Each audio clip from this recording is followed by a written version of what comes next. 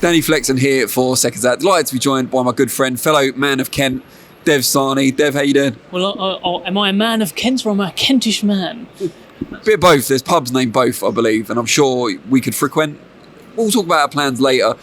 But for right now, we're here. We've just had the press conference, the second press conference. Fight so big, it has two press conferences. There you go, that's when you like it. You hosted one, you represented Queensberry Promotions at the other.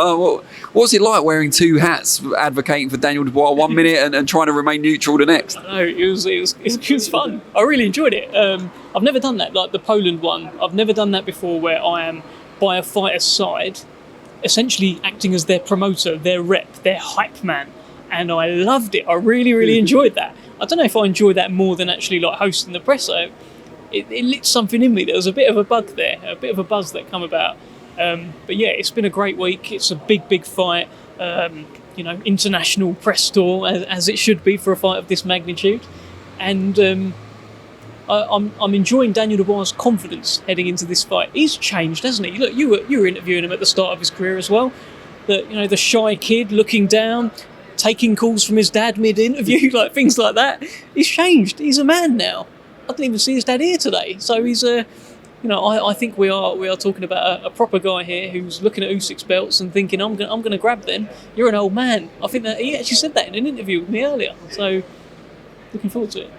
Did you get carried away with the power at all in Poland? Did you start signing fighters to options and making side bets with Alex Krasuk? No, nothing yet. I don't think I've got the same sort of wealth maybe that some of these big boys have. So I would be keeping bets to a minimum. So Frank, that's Dev subtly asking for a pay rise there. You do 2 roles at least now, so you deserve it, surely. Look, I've got a lot of hats here. I've got to keep them moving. So just clip it up and actually send that to Frank. Now you said Dubois is showing a lot of confidence, which obviously is welcome going into this fight. Maybe some of it is the ignorance of youth as well. He's 25, probably doesn't appreciate quite how big an occasion this is just yet. What does he need to do, apart from remain calm, to make the most of his performance and to get the job done? I love that. Ignorance of youth. And that's what it is. He's got to be ignorant. He's got to be fearless. He's got to be ruthless. He's got to not overthink it. We've seen fighters overthink it. We've seen fighters try to outbox a boxing genius and come up short. He's not going to try and outbox Oleksandr Usyk. He'll be trying to knock him out as soon as possible. It's all he knows. If he sniffs blood, if he gets him hurt, if his leg wobbles or something like that, Daniel Dubois will jump all over him. It's just a case of landing that shot. And I think he can do it. I think he needs to get it done early in the fight. I think Usyk's brilliant. I think if Usyk boxes like he can, he could have Daniel Dubois very tired by the second half of the fight. But let's see. I don't think anyone's hit Usyk as hard as what Daniel Dubois could hit him. I don't think Anthony Joshua landed a lot flush. I think you could probably count on one hand the amount of real flush shots he landed on Usyk. And I think Daniel Dubois is a bigger puncher than Anthony Joshua. There, I said it. He's I just think he is, and I think if he lands, Usyk will know about it. There's 2 big heavyweight fights taking place in August. Unless you're going to go rogue, I imagine you feel the better one is the one you guys are helping to put on. I know it's not the lead promoter. Usyk, Dubois, Joshua White rematch. Why is this the better fight? Firstly, look, I'm going to watch both, and I'm hyped about both. So, don't get me wrong. This is the better fight because it has genuine meaning and significance and consequence. This isn't a kind of like a loser leaves town match. This is a king. What Joshua White is? I don't know. This is kind of like the one of the kings of the division. Not quite the king, because there's still Tyson Fury out there. This has got the intrigue of a young British guy who we've seen for the last 6 years since his professional debut, taking on a genius, taking on the world, going into Poland, going into away ground. Everyone's going to boo him. People might even throw things at him. I don't think it's going to be very nice for him in there, but he's got the chance to upset the world. And for me, it's the better fight, but I'm going to watch both. I'm also excited about Joshua White. I can't pretend that I'm not. I described it perhaps harshly there as a loser leaves town match, but there's a lot of jeopardy for the loser in that fight, and of course I'll be watching. Talking of the heavyweights, we're going to talk about Tyson Fury, and you're in a position now, you're the Queensberry rep, of course, as you were on Monday. Talk up this fight, defend it from the critics. Why is this a fight that Tyson, the WBC champion, well, you know, it could be a new heavyweight golden era, but he's not fighting any of those other guys. He's fighting a former UFC heavyweight champion instead.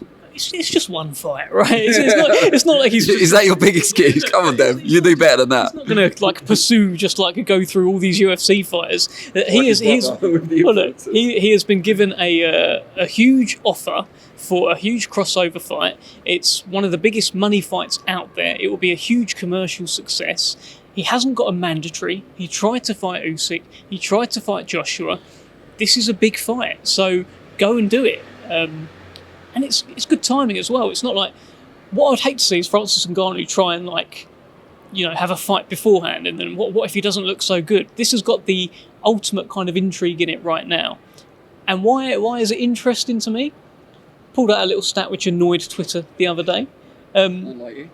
Unlike me. Did you know, Danny, that Conor McGregor was able to land over 100 punches on Floyd Mayweather? Did you know that? Did you know people were saying heading into that fight, he won't land a punch on him? He landed over 100. Now, is Tyson Fury a better defensive wizard than Floyd Mayweather? I love him. I think he's a great defensive fighter at times. He's not as good as Floyd Mayweather at defence. Now, does Conor McGregor hit as hard as Francis Ngannou? I would say no, because Francis Ngannou's like broken world records and stuff. So, can Tyson Fury allow himself to be punched over 100 times in the face by Francis Ngannou? I would say no. MMA fighters can land punches on legendary, brilliant boxers. You might just have to land one, and that could be it. I can't wait. You're getting me. You're getting me hooked now. You're doing the hype man stuff, and I did see that Conor McGregor stat, ironically, on your Instagram. But yeah, I mean, can you understand why fans are frustrated by it? And do you also understand why Fury seems to be getting the lion's share so far, unfairly or not, of the blame for these big heavyweight fights not happening? It's because he's the most vocal, and because he's if things collapse, he's like, you know, calling people names and stuff like that. But the public are wrong. Like, I'm sorry that, but it is factual that Anthony Joshua has been offered the fight with Tyson Fury twice and not taken it. It is factual that Oleksandr Usyk pulled out of negotiations with Tyson Fury for a Wembley fight. His team is on record saying that.